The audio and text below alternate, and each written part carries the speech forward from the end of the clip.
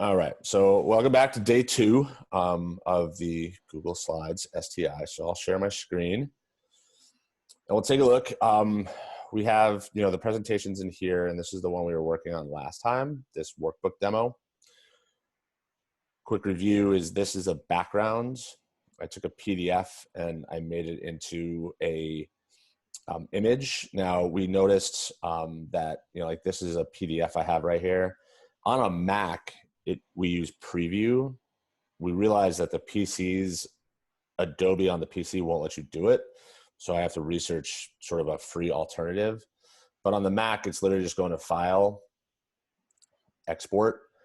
And when you export this, you're going to export as a JPEG.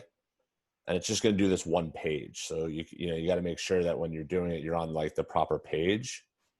So if I want to do this and I export, I might want to call this page 3.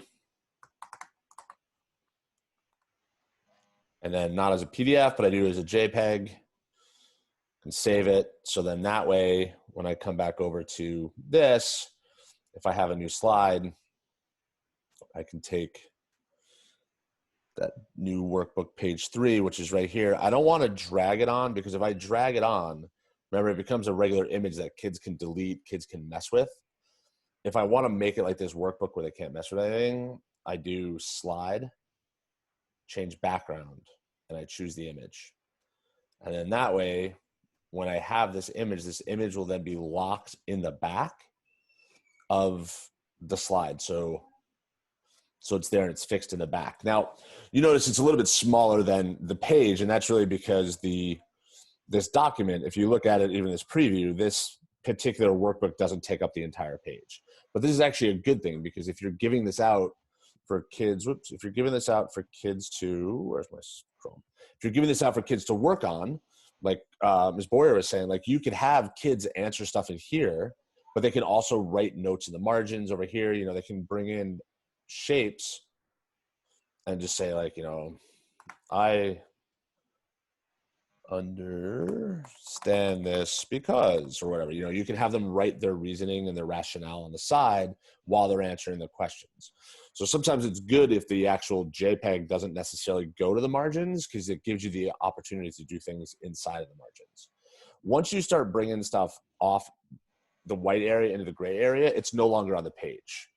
So with these types of things, you want to make sure that whatever is being done on the actual slide itself. The one caveat to that is, like we were talking about the shapes and sort of mixing and matching and hiding things, is that if I want a semicircle, there is no semicircle, it doesn't exist. And if I look at this in present mode, I see that there's a circle on the side. However, if I take this and I just move it off the slide and I go into present mode, now I have a semicircle.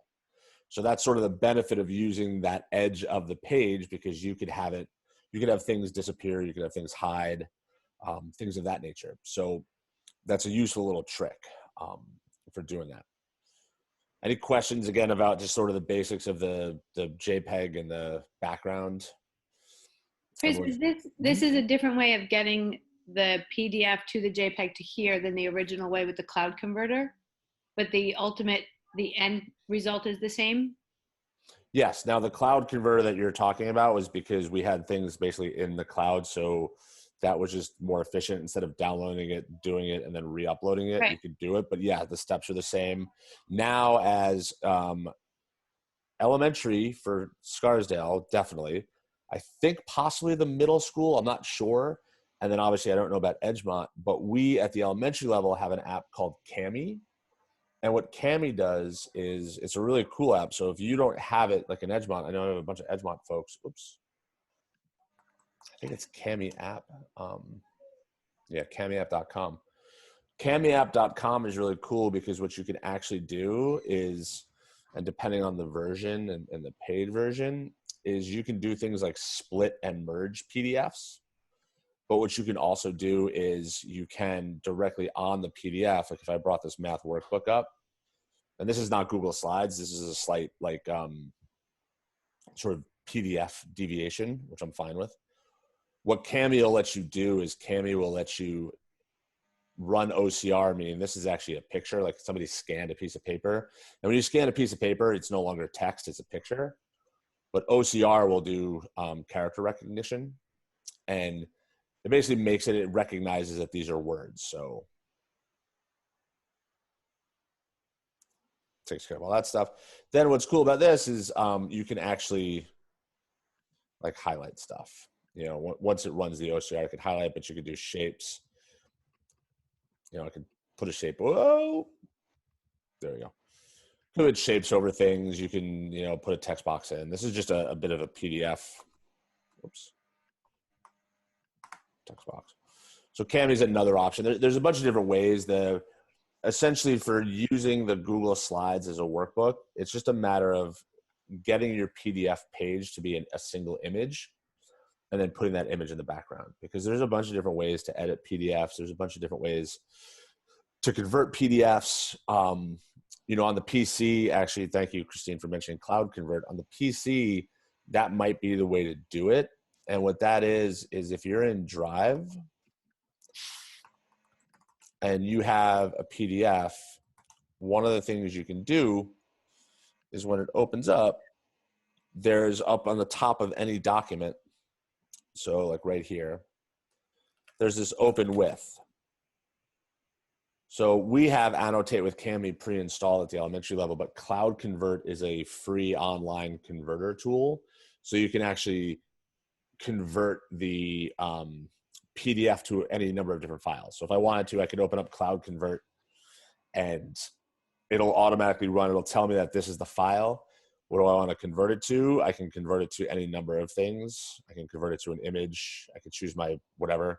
So like Patricia, for the question with the PCs, actually Cloud Convert is probably the quickest option for you because it's a Chrome feature. It's a website and it's free. So that's probably an easy way to do it. And then it'll save it back to Drive. So you can kind of, you know, mix and match that way. So if I use that to make that my background because I converted to a JPEG, then I can annotate it. And then the circles or things off to the side, could I potentially have answer bubbles, like drag the answer already pre-filled out, hiding like that? 100%. What you can do is, let's say from the student perspective, yeah, let's say this is like answer number 1. Mm-hmm. And you have 10 of those, 20 of those, whatever. Yeah, you leave them on the side and you could say in the top of your directions, it could be drag the right answer to the right place. And then they come over here and they're like, oh, this goes here and the next one goes there. And then, yeah, I mean, totally. You could have, because you're a foreign language, so you could have the type of thing where you have a bunch of words, yeah, and then you have a bunch of random images off to the side or a bunch of random sentences that match the missing word or whatever it might be. You could basically say, here's this fill in the blank sheet. All of your potential answers are on the side. Drag the proper image or sentence or whatever to the right place. And then, yeah, you could totally populate the sidebar of the slide. The kids will see it when they're working with it. Somebody won't see it. Like if I put this over here and they're in present mode, they won't see it because it's off the page. But you could totally use this space to have stuff sitting there, have, you know, examples, resources. I mean, you can even have directions off to the side if you really felt like it. You know, you can have a box of instructions so you're not actually putting instructions on the paper. Well, you could also then print that sheet for them as like a handout or something in the 8.5 by 11. But then after you've gone over it, you could then drag everything back on and have it sort of be like the answer sheet, right? Yep, 100%. Because when you go to print, it's only going to print what's on this white sheet. Yeah. That's all it's going to do.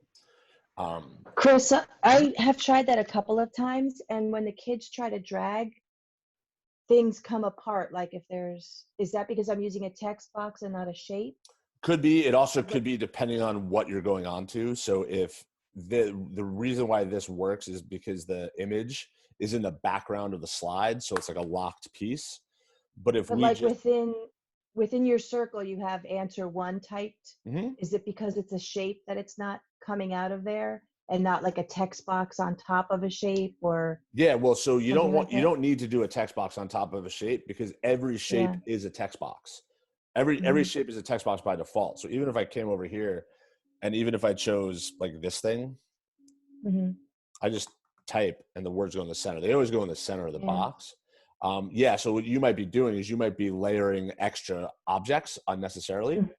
The other thing is if you have multiple things, let's do something goofy. Like if you have that with this, they're still independent objects until you actually select both of them and go to arrange and group. Then they become a single item. So that could be the thing too, is you might have put multiple things together, visually together, without actually grouping them together. Okay. Does that I make know sense? if they, yes, and I know to do the grouping, like capture them all and then group them together. But it seemed like if they hovered their mouse over the object until they got the crosshair and then they clicked to drag, it worked. But if they like double clicked it and tried to drag it, pieces would kind of be dragged. Yes, because if you just, it's the big difference between the one click and the two clicks, right? So one click will just click, and it's not even a click. It's like a click and hold. It's like a press and hold, drag it. If you double click, then you can see now I see that there's two objects and I have the cursor. So the thing is, you don't want to double click. Oftentimes people are sort of bizarrely, like used to double clicking, which is it's only bizarre in the sense that we've moved away from a technology standpoint of the double click not being a thing, like with the single tap iPhones and things like that, So that's why people sort of still are in this sort of like, oh, I got to double click on it. No, just click on it, one, press and hold to drag. It's not even a full click. Okay. That's sort of the thing. Would it be worth the time to like make each of those items that you're dragging into its own image? It depends on purpose, right? So you can definitely create this as your own image if you think you're going to use it a lot. If it's the type of thing where you're going to use a ton, let's say that every year you're going to use the same sort of workbook and you're always using this same visual, then yes. Let's say you're a middle school or high school teacher and you teach like 4 sections of the same class. Yeah, because you may want to have different workbooks for each section, even though it's the same content, but you're in different places because one meets on a Monday and we have Memorial Day or whatever.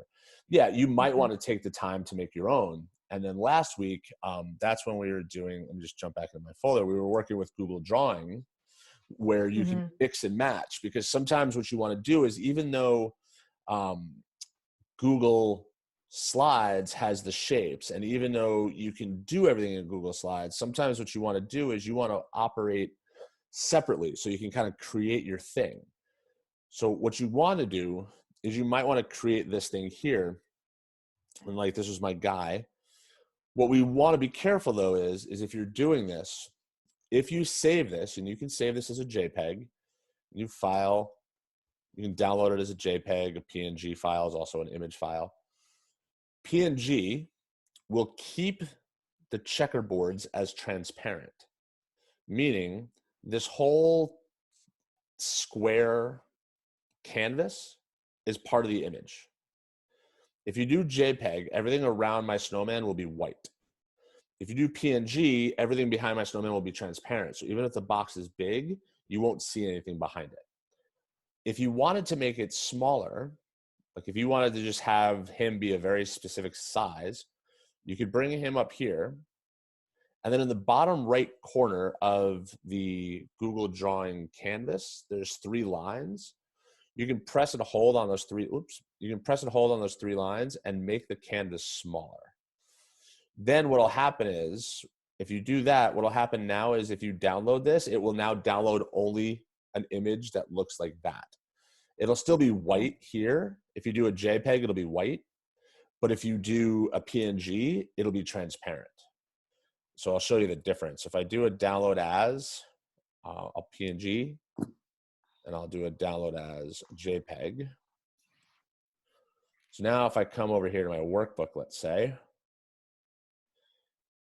now I will bring in that one, and I'll bring in this one. Now you'll say, look, they look the same, right? The difference is going to be this. When you put a shape in, let's say I put a shape in, and I put him there, I'm going to arrange this and I'm going to send it to the back. Oops, order. Now, on one of them, see how you actually see the gray right there? That's because this shape is transparent in these extra spaces. The box is cut off here because, see, there's actually a white, like if you move that over here, see how the snowman's still in white? Right. But if you move this guy over here, he's transparent. The PNG file makes those checkerboards, and that's what this checkerboard is. This checkerboard means it's a transparent background. Whatever's behind it will be seen. PNG will keep that transparency on it. So yeah, if you're doing something where you're making a lot of these different types of things where you want kids to drag things and move them around, it might be worth it for you to make a folder in Drive and make a whole bunch of Google drawings of each particular object if they're super detailed. You know, if it's biology, let's say, and you're doing molecules and stuff like that, you don't want them to, like, you know, change where the helix goes or whatever. You might want to create that. And I know I'm mixing metaphors between helix and, you know, elements, but you might want to create those, have those as independent images, like independent PNG files that you then can add to the side of your Google Slides. So then that way, when they can't double click on this and do anything to it. They can crop it, but they can't actually destroy it. Okay, thank you. Does that make sense? Yes, because we've had some trouble with that. Yeah, and it's just about anticipating, like, if it's something, like I said, if you teach middle school, high school, and you have a bunch of different sections of sort of the same thing, and you're worried you get like 200 kids, you take the hour or two sort of in the summer and September to build it. You have all your elements that are created and like fixed originals.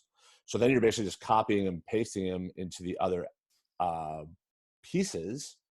And then that way you're just like, okay, good, it's done. Like, if somebody screws it up, no problem. I have the original just fixed image that I can give to them, or I have the original workbook I can give to them.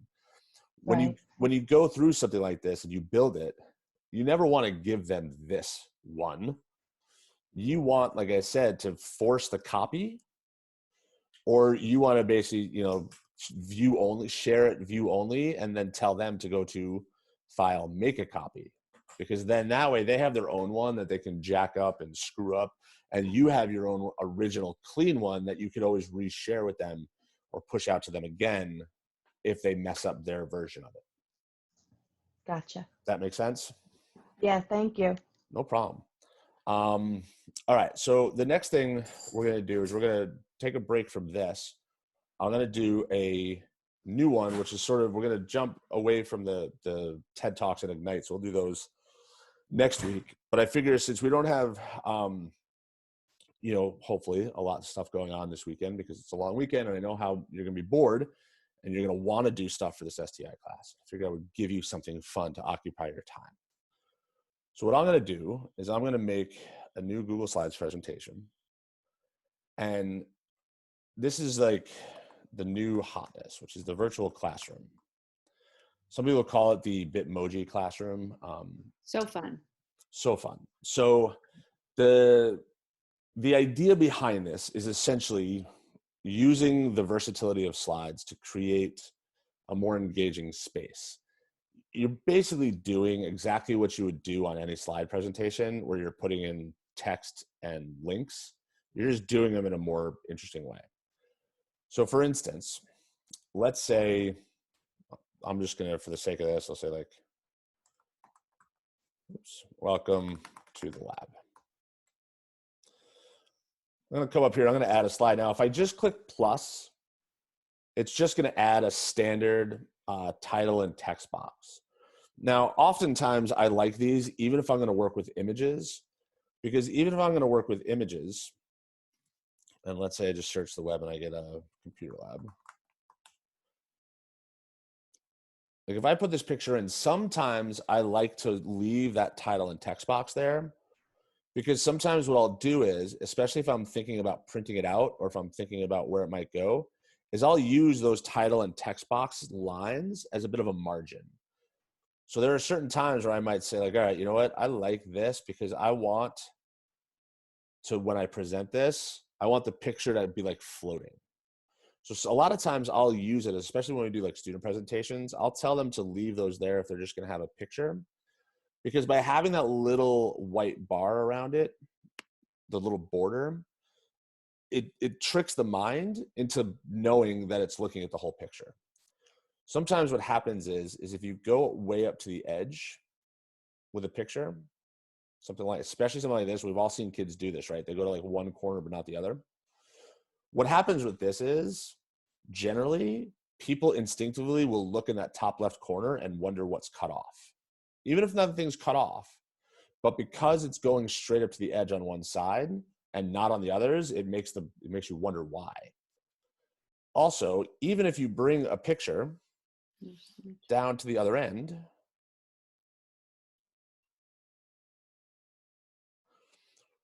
sometimes if it's an actual photo, you may wonder what's cut off.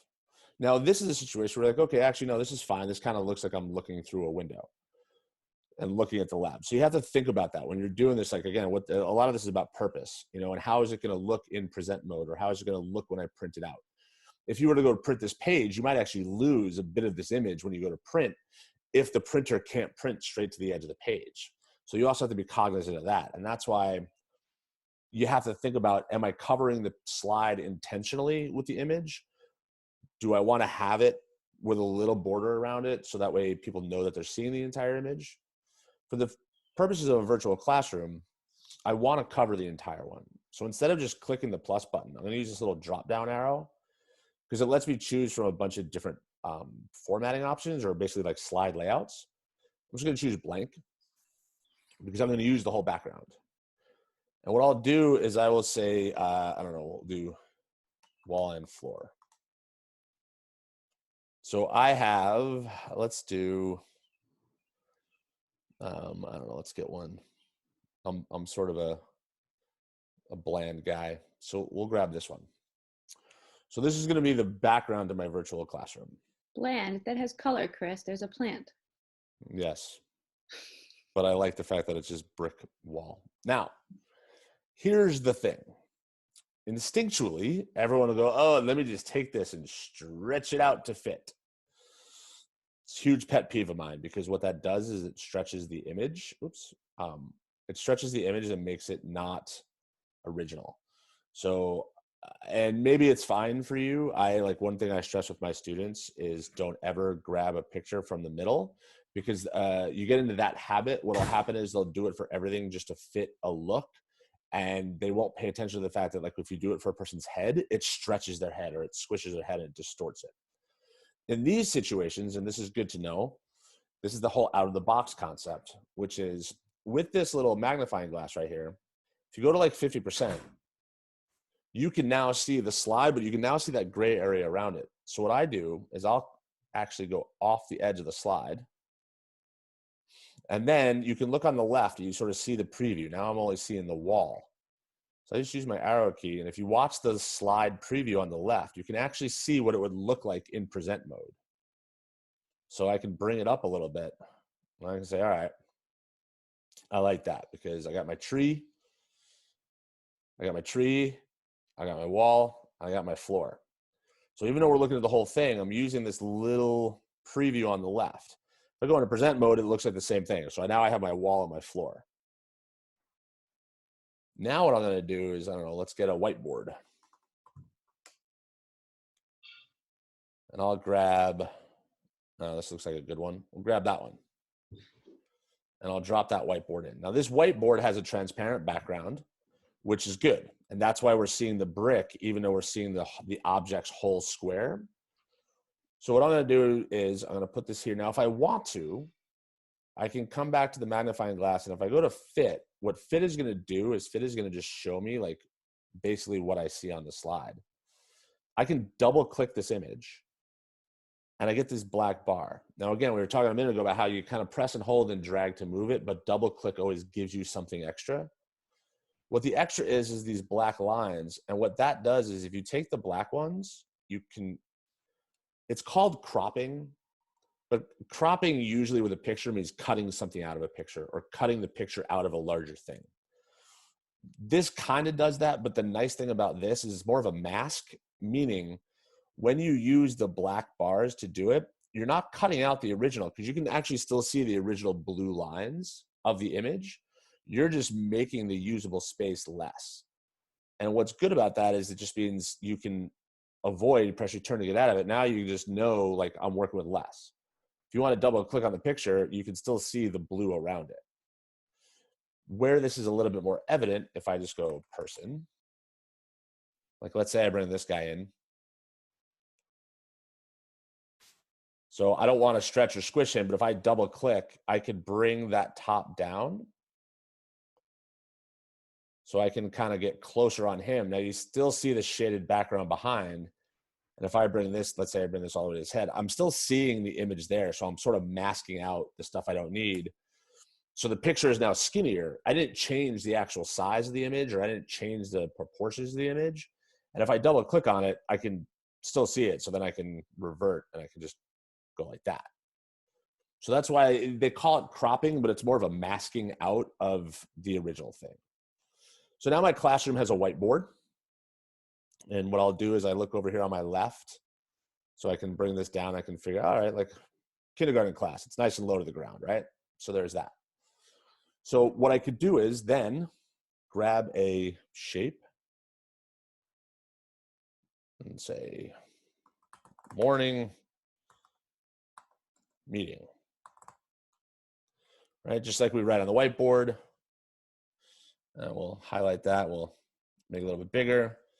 Now I want this to not look like a box on top of my whiteboard. So I'll make it a little smaller. Paint bucket right here. I can either make it transparent, so it's like that, or I could always make it white. Right, I could have chosen white. Same thing with the line. You can choose a color and then there's red on the outside, or pencil, transparent, inside transparent. So now it's floating. So now it looks like I have this on top. You can, if you have a banner across the top, you can make it look like, you know, sort of the chart paper banner if you felt like it. I'm going to add another shape, and I'm going to make this one a little bit bigger and say, you know, flow of the day. Meeting, PE, music, arts, lunch, gym, right? Whatever those items may be. And then same deal, I can make it transparent. I can make it transparent. So now it looks like I've written this on my whiteboard. And I know I've got to make some adjustments in terms of formatting with the capitals. I got to make sure spelling is correct. The interactive component of this comes from the fact that what you can do now is you can decide that the meeting is actually going to be a link to something on the outside of this. It's going to be to an assignment. So I can highlight my portion of the day, my schedule. I can come right here to this little insert link, or on the Mac, it's Command K, and I can insert a link. And what's cool about this is I can insert a link to a slide in this presentation. So I can have a morning slide that looks like the rug in my classroom. I could have a different slide that's like the class library. I could have a different slide that's, you know, the mailboxes. So what I can do is I can link to a slide in the presentation, or let's say I just link to New York Times, right? I can click apply. So I can do that for each of them. If I'm looking at this in present mode, it's like, hey, there's my classroom, flow of the day. Oh, I want to go to the morning meeting. All right, cool. Let me click on it. It's actually then going to take me to that website, which I typed in wrong, and I got a New York Times Instagram page. So you got to be careful. Check your links before you share it with the kids. So then what you do is you can build this. Now you want to have, I don't know, let's say a beanbag. Let's grab, I don't know, yeah, sure, let's grab this beanbag. Let me put it in. So there's the beanbag. Because maybe I want to sit on the beanbag. Now, who am I? Where am I? So this is where the Bitmoji classroom thing comes in, because a lot of times, most often, people will create their character in Bitmoji, the teachers will. So that's just a matter of going to bitmoji.com. Now, there's other ways to do it. So for instance,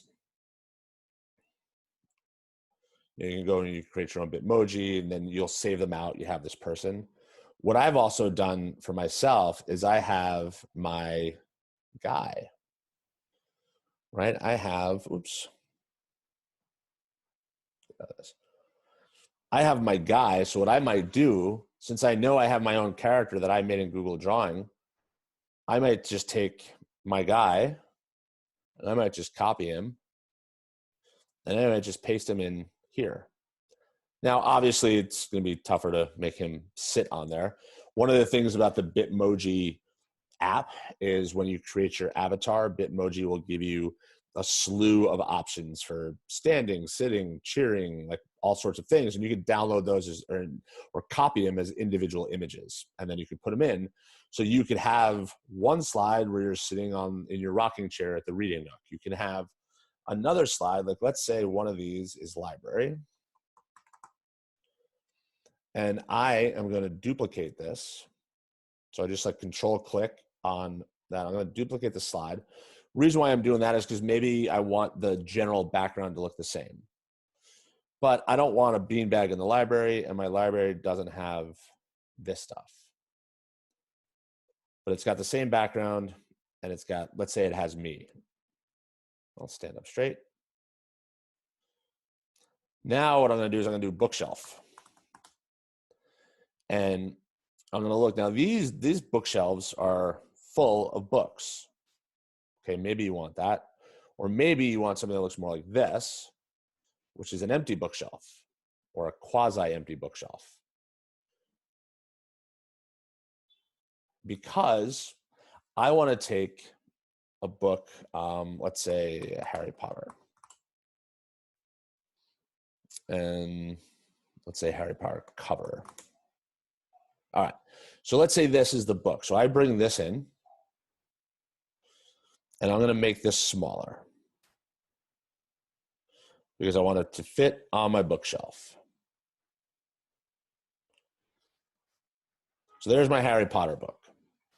In theory, you'd have a bigger bookshelf. You can click on the image, and just like we did with the text, you can make the image a link. So you click this, and I don't know, let's just say Harry Potter. Let's say we want this to go to Wikipedia. And I'll even close that. So now you can come over here. You can paste this link and click apply. And just for fun, I'm going to come back over here and I'm going to click on this and I'm going to do a link for my library. Not to the library. I'm going to do slides in this presentation and I'm going to scroll down to slide number 3 and click apply. So now if I wanted to, if I was in here and the kids were looking at it and they're like, okay, I have to go through and these are all the assignments I have to do today. It's asynchronous. So, okay, so I did the meeting, I opened that up. I came back, I look at PE, whatever. It's time to go to the library. I click library, it's gonna jump to this page. Maybe there's a speech bubble saying, choose your book and read it.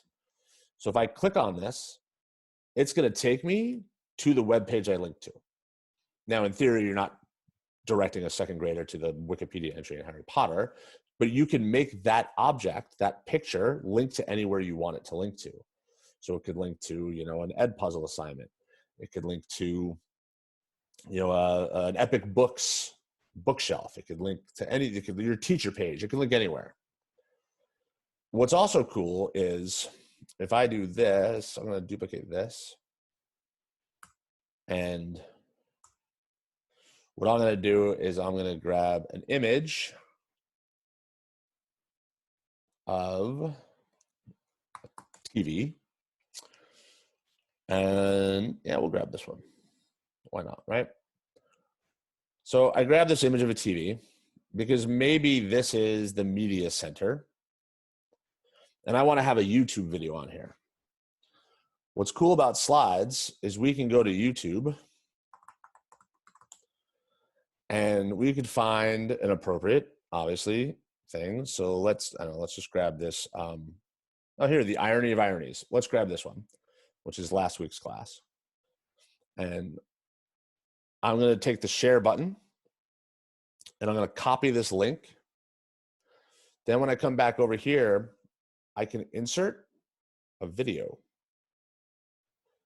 paste it into that YouTube box. There it is. And then I can insert it. Now this video is going to go in there. It's an object just like anything else. So I can resize it and I can put it on the TV. And I can use these red lines. That tells me, that red line is telling me that the center of the video object is in the center of the TV image. So I can make it look good like that. Over here on the right side, you have these format options. You can actually have this video start at a certain point and end at a certain point. So if we don't want it to start at 0 and end at 46, you can have a 46-minute video in here, but you have it start at, I don't know, 3:27, and you go to, like 3:59. You can have it autoplay if you want to, meaning the minute they click on this, it'll start playing automatically, which is fine. If you want that to happen, I would have it automatically start a few seconds before you want them to actually pay attention. So then when you're in present mode, it looks like this. And the speech bubble on me might say, click this video. And when they just in present mode, they just click it and the video will run. Look at that. That was a great spot to start. Nobody heard that, but I heard it. It was a great quote. So if you want to know what was there, watch the video, 3 minutes and 27 seconds. But so this, you could have this now like media section of your virtual classroom. And then obviously you can mix and match and essentially create, I would recommend not doing just one. I've seen a lot of these things online where what they do is they have just like one slide and it's the virtual classroom, that wall, where they'll mix and change things. I think it works a little bit better if you made the cover, like literally like the door to your classroom, welcome to so-and-so's classroom. And then you could almost take a picture of I know we can't right now, but like, let's say you had a picture of the front wall of your room. You could do that and then have sort of like I always kind of equate it to like the Knuffle Bunny style, where the pictures are real images with the cartoon characters or the animated characters on top of the real backgrounds. And then what you can do is you can have that as like the entry point for your classroom. So this is that, come on in. This is the rug. This is the library. You could have different centers of your virtual classroom. And you can either change this every day where the morning meeting has the date and you're changing these links every day, or you can add a new morning meeting because you're linking to the different sections if you wanted to have like an ongoing running record of, let's say, the week. Maybe you don't do the whole year, but let's say we know we're going to be out for a week. So you have one virtual classroom with 5 different morning meeting slides, one for each day. Or you can just edit this every time. The last thing I'll say about this, and then I'll take questions, is that the kids can't click present. You want them to see it in present mode. And the way you do that is you go to File, Publish to the Web. And when you go to Publish to the Web, you can get a link. And the seconds don't really matter. That's if they hit play. I generally change it to like 10 or 15. When you click Publish, what that does, it's going to say, okay, it gives you this link. And what this link does is if you take this link and you give this link to them, what it'll look like when they paste it in is it will be automatically in present mode for them. And then all they do is just click on the center of the screen to advance. And if they click on library, it jumps to the library. So that publish to the web link essentially gives them a present mode version of this slideshow. So they can't edit it. They can't mess with it. They don't see how many slides you have on the left. They don't see how many people are looking at it. They don't see any of that stuff. They just see the present mode version of your virtual classroom. Chris, what was the 10 seconds thing, the option that you chose? 10 seconds is if they come down here and click the little play button, it'll auto advance every 10 seconds. Okay. The default is 3. And in general, people tend to not click the play button because when they get in here, they instinctually like, oh, let me click on the screen. Right. I usually change it to 10 or 15 or something just in case. Because if it's set to 3, somebody clicks the play button. They're like, why does it keep moving? It's just one of those little sort of quirks about it. And I know I'm kind of going fast, and I'm sorry, but I kind of want to jam as much into this hour as we can. Chris, a quick question? Yeah, of course. Sorry. With that link, can you also take that link and put it into Nearpod or Edpuzzle and then create it with that? Yeah. So what's nice about that link is it's a link. It's a link to a file. It's just that it's the present mode version of your file. You do have to make sure your sharing settings are set properly. So like if I had sent that present mode, if I had sent that publish to the web version to you, you wouldn't be able to watch it because nobody can see the file except for me. But if you've shared it with your kids and you've given them like view access to that file and you put that in Google Classroom or Schoology or wherever, they click on it, they're going to get that present mode in the browser. Could you link to an assignment that they would each get their own copy, or no? Well, I wouldn't want to link to their own copy of this, because then every time you make a change, you'd have to reissue them their own copy of the of your virtual Right, but classroom. if you were trying to like introduce like work they were going to be doing off of that, could the link take them to their actual work file, or no? Yeah, I mean, what you could do is you could do two things. Like the link in there can be, I think I showed you guys last week about the forced copy link. What you can do is if you want to have a link to something, so what I'll do is I'll share this real quick. Again, is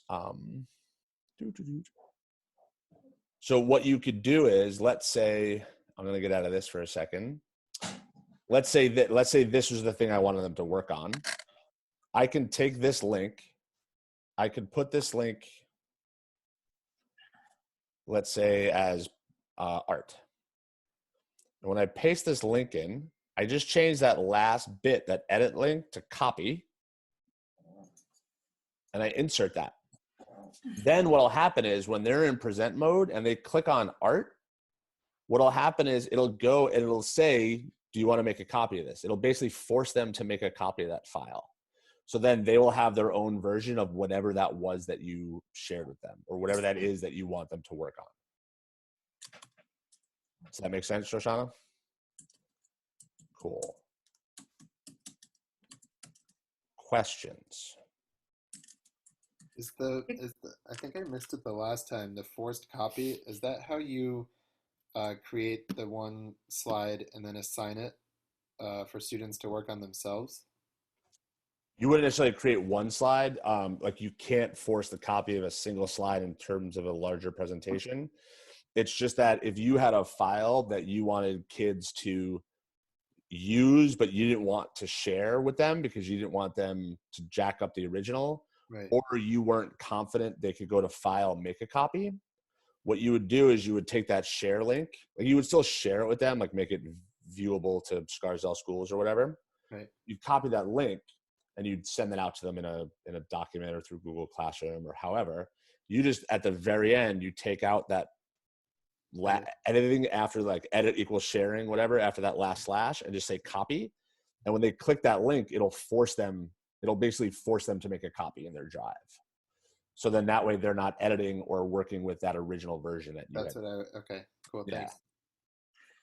Just a little quick hack if you don't have an easy way to disseminate copies or to replicate copies. It's just a quick and easy way to basically give somebody a link, and that will force them to make a copy. And that works with docs too, right? Does that work with any Google file? Yeah. Docs, slides, sheets, drawing, forms, as long as you essentially take whatever's after that last slash, it'll say edit equals like question mark sharing. You just erase that and make it say copy at the very end. It forces that copy.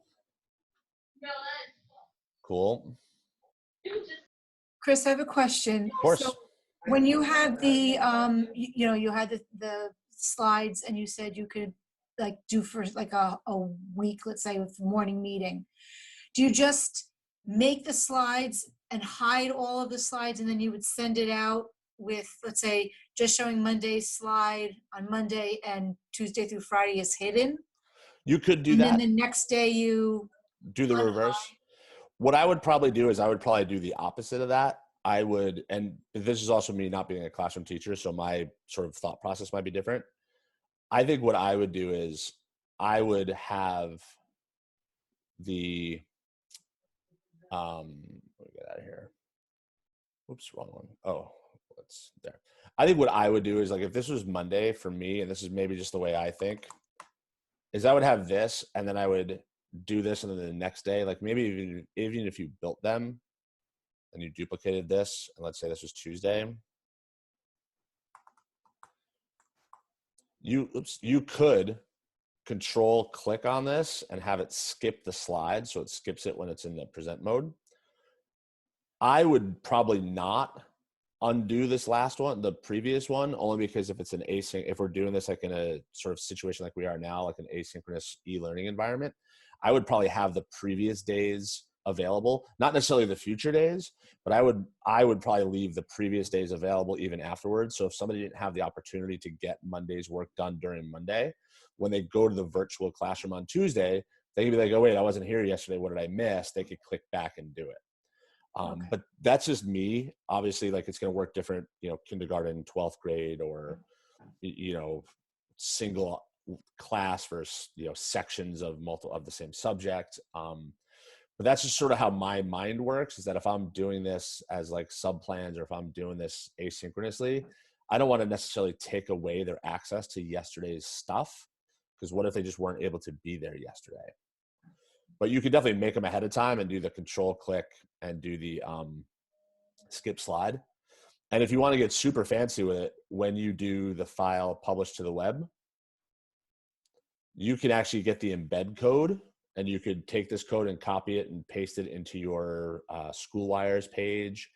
If you use a Google site, it's even easier. You just, on your Google site, you just drag this and put it into your web page on Google Sites, and it's automatically in the published present mode, just like this. Like it would, if this isn't a Google site, but if it was a Google site, it just drags it and just drops it straight in. Chris, could you show us how it looks like when you skip the slide and if you're in present mode? Like, I've never tried that skip slide feature. So it'll skip the slide. Well, So, right. Then you sure. like unskip if you want them to have access, like viewing access. Okay. Yeah, it basically just hides it. It hides it from the present mode. So as it's going through in present, you just won't see slide number 3. Okay.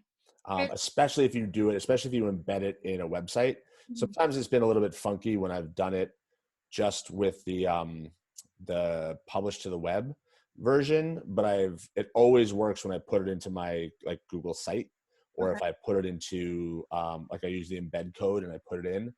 It doesn't always work if I just hit present. It won't always skip, and I think that's more because it's like me and I see what I'm seeing. Do you know what I mean? Yeah. That's why it's always good when you're doing these. We talked about it briefly last week, is incognito mode is so helpful, because if you have this, and let's say you're making this public, like let's say you're going to be like, you know what, I'm going to do share, and I'm going to make this, I'm going to go to advanced, and I'm going to change this to be anyone with a link, right? Once you do that, copy that, get a new incognito window and paste it in to see how it's going to work when you're not logged in, because since you're the owner of it, you're always going to see different options when you're looking at it. So you definitely want to play around with the student view. For Scarsdale people, I know, and this may hold true for Edgemont as well, like Scarsdale K-5 teachers, they know their kids' usernames and passwords. So Scarsdale people can actually come over and do add person and add one of their students as a separate person, which is what all these are. These are all separate kids, where when there's an issue, I add them as a person and I log in as them, so I can test and I can literally see how they're going to see it. So I can experience it from their point of view and not accidentally see something because I'm logged into it. And that's where this people feature comes in so handy. On the PC, it works too. It's just up here under the little tiny head. You have all the same people, and there's an add person. If you have the ability, if you know your a student's username or password, it's a great way to add that person, log in as them, and check and see how they see it when it's published or when the link is out there, so that you'll know what to expect in terms of questions from them or what buttons they may be clicking by accident, because you're seeing it through their eyes. Chris, I was just going to add something that might work for some of you about, hiding the slides or not hiding the slides so that they can have still access to it. One thing I do like to kind of imitate the daily do now, and then what is listed the homework each day. It's sort of like a Monday, Tuesday, Wednesday, Thursday thing. And, you might think, oh, I would want to hide some slides because it might get like cumbersome for them to find. But I make like sort of like an objectives page of what we're doing. And then I have day 1, day 2, day 3, and day 4. And I have them linked within the slide to, then it jumps if they want to just go to, Monday or go to Tuesday instead of scrolling through it all. That's one way to still keep it on and yet make it like feel like manageable as Exactly. background. And to play on that, I'll share real quick, and then I want to be cognizant of time. But when we're looking at this, one thing you can do is think about it like in terms of like a table of contents. So what I mean by that is just like Tricia was saying, like this front one, maybe this is not, maybe I'm going to duplicate this, and before Monday, I just have, you know, the days or something like that, right? And then you would have Monday, Tuesday, Wednesday, Thursday, Friday.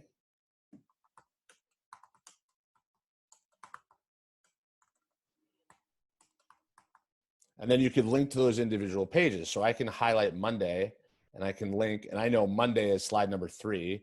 So I'm going to take this and I'm going to come down here to slide number 3 and I apply. And let's say I know Tuesday is slide number 4. So I highlight this and I go here and I go slide number 4.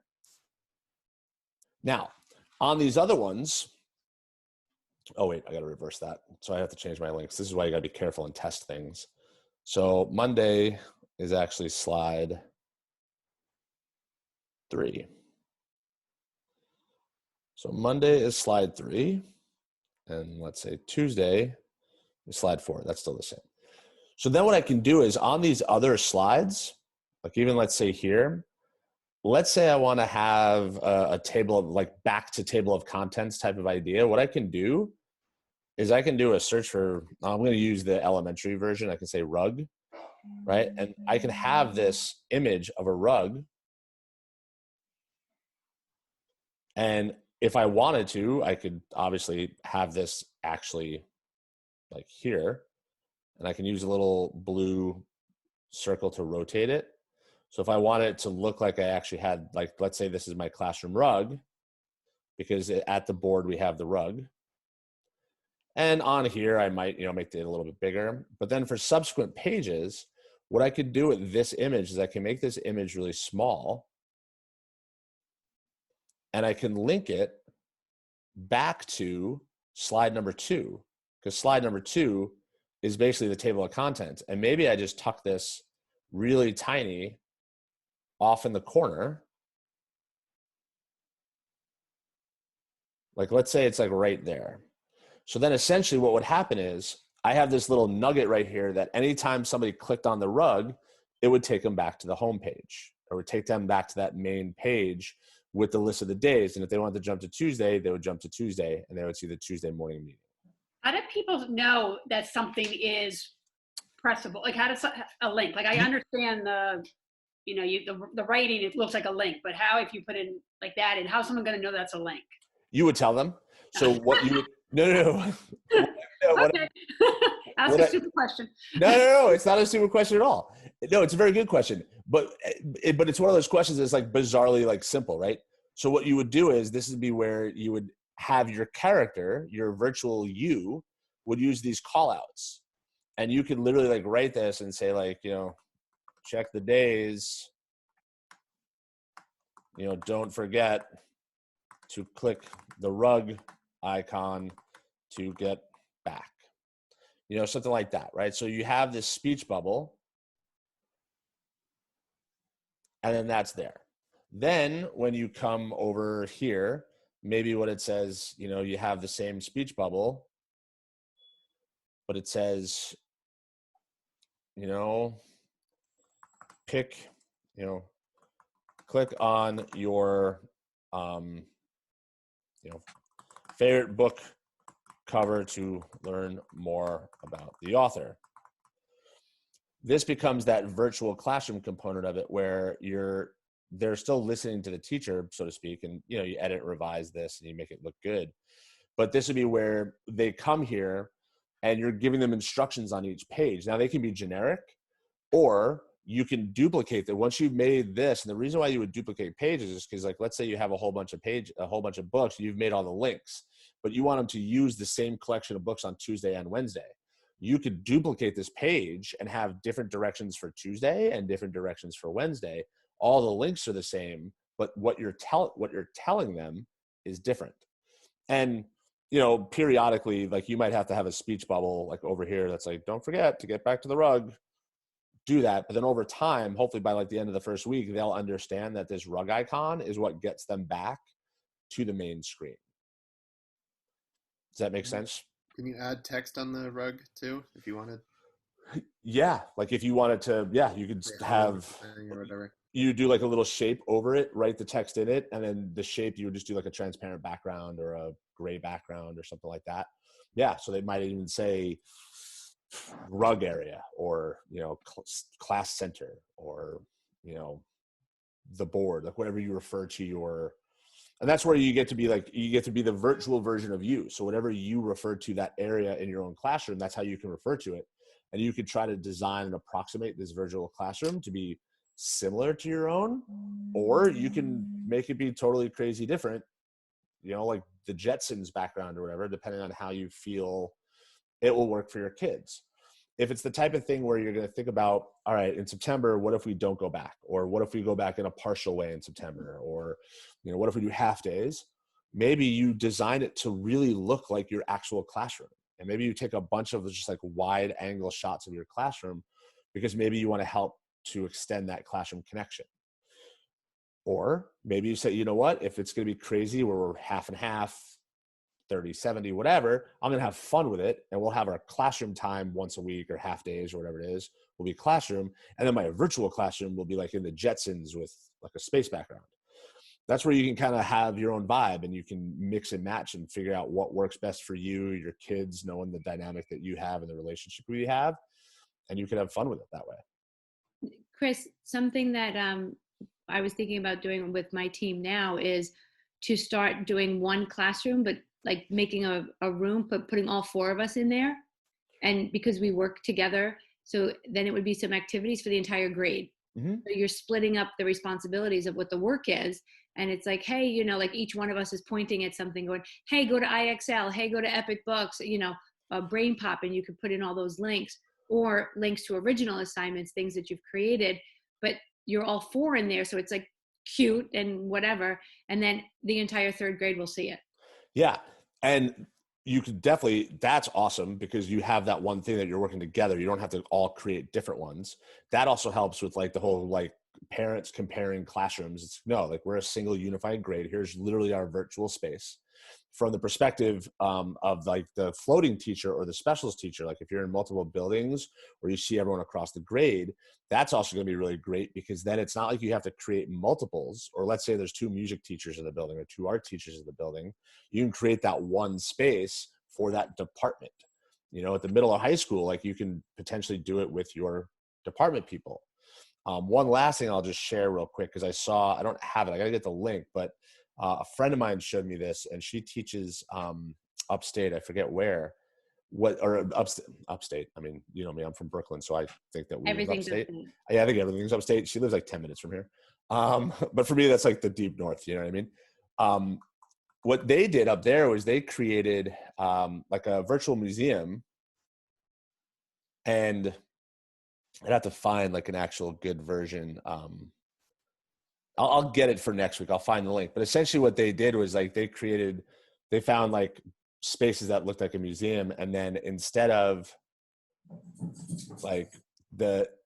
these being like those tiles, what they did was they inserted an image, and each square was a child's piece of artwork. And when you clicked on it, it went to like the child's, a picture of the child's art on a Padlet, or it went to a picture or the child's portfolio. So if you're middle or high school, you could do this. Like if every kid, let's say in middle school and high school, has their own like Google site portfolio or their own blog, you could have an image here that represents each child. And when you click on the image, it takes you then to their body of work. I will get an example of that for next time, because it was super cool when she showed it to me. It's awesome. Cool. Mm-hmm. Any questions? All right. So I will then see everyone next week, and we will do some more of this. Build yourself a virtual classroom, and thank you.